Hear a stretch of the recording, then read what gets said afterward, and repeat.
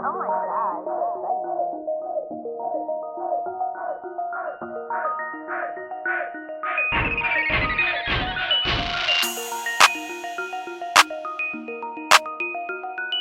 So you have this degree. How will you be celebrating this monumental step in your life? There may or may not be some time spent in France. There may or may not be a lobster the size of my foot. There may or may not be some time spent in Ireland, but we'll have to see. Beautiful. As a woman of color, and more specifically a Black woman, how important is it for you to uplift marginalized communities? Extremely important. It's always been important for me to create a seat at the table for myself and for people who look like me when there has been no seat. And once I do create that seat at the table, it's important for me to use my voice, because I remember when there was a time that I didn't think that my voice was worth hearing and my perspective wouldn't shift or wouldn't affect change. Now I see the power that I hold and I'm so grateful for it. It's absolutely important for me to continue to work with marginalized communities, to continue to serve underserved populations, and to continue to do my best to affect change in ways that I feel that I'm able. I happen to have one of your books here called The Golden Penny. It's actually one of my favorite books. On page 134, there's a thought. Every chapter has a thought. And thought 21 says, it doesn't matter what others think as long as you believe in you. For you to have accomplished so much, Jazz, I wanted to know, was there a time you didn't believe in yourself? And if there was, how did you pull through? First off, I'm so glad that you enjoyed the book. I really did. Thank you, thank you. There were countless number of times that I didn't think things were going to get better. I always believed that I had the capacity to do well, to succeed, to achieve my goals, but there were so many roadblocks that were out of my control. I didn't know if those roadblocks, if I would ever be able to cross over those obstacles, if that makes sense. Mm-hmm. And I mean, someone told me once before that I have tenacity in spades, and I must, because even in the darkest of times, I've just plowed and plowed and plowed and plowed and plowed through to become the person that I hoped that I would live long enough to see.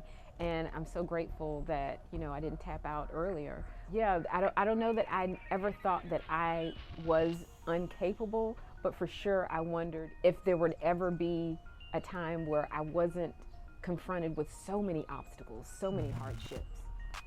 So I also mentioned earlier that you're the founder of a few organizations. Can you tell us more about what kind of projects you're involved in right now? Yeah, so my nonprofit, Healing, Hope, and Love, I founded that in 2016. I'm so proud of the work that we do. We have two programs. The first is Food for Friends, where we provide meals and resources to those dealing with housing insecurity, not only locally in California, but nationwide as well. And then my second program is Freedom Kids. Freedom Kids, we provide care packages to youth who've lost a parent in the military.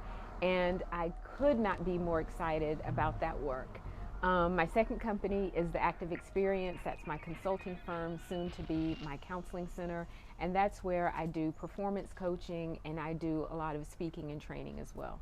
Wow. Oh my God, what don't you do, Jasmine? I don't sing.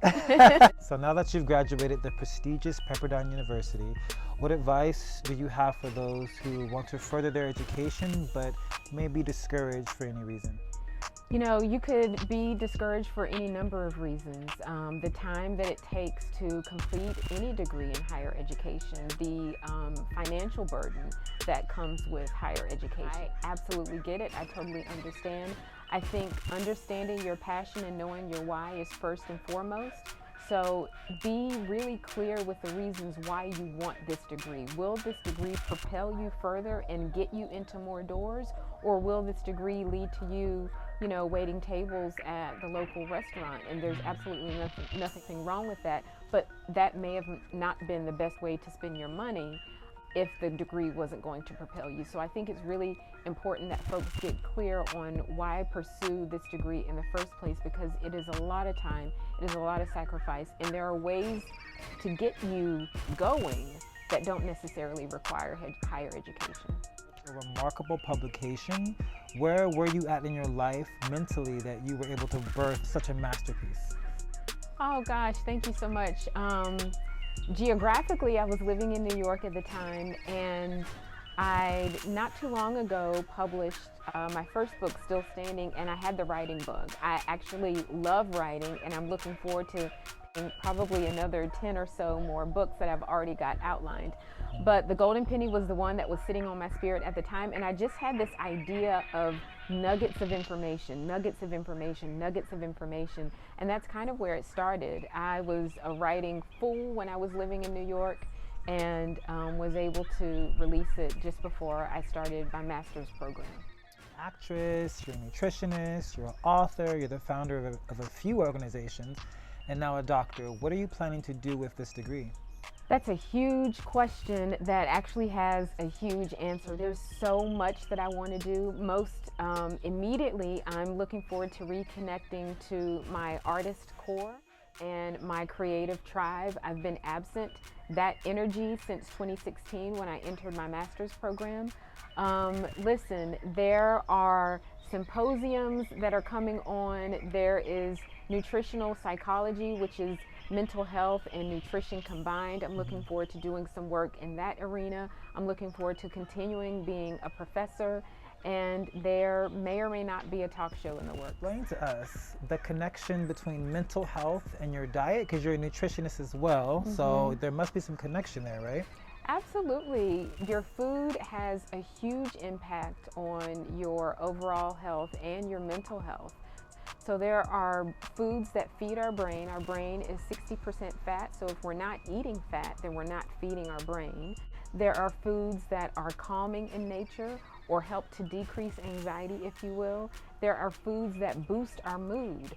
So if we are prone to depression, there are foods that we can eat that boost our mood. It's really, really, really important that we're eating, not to be cliche, but whole foods, of course.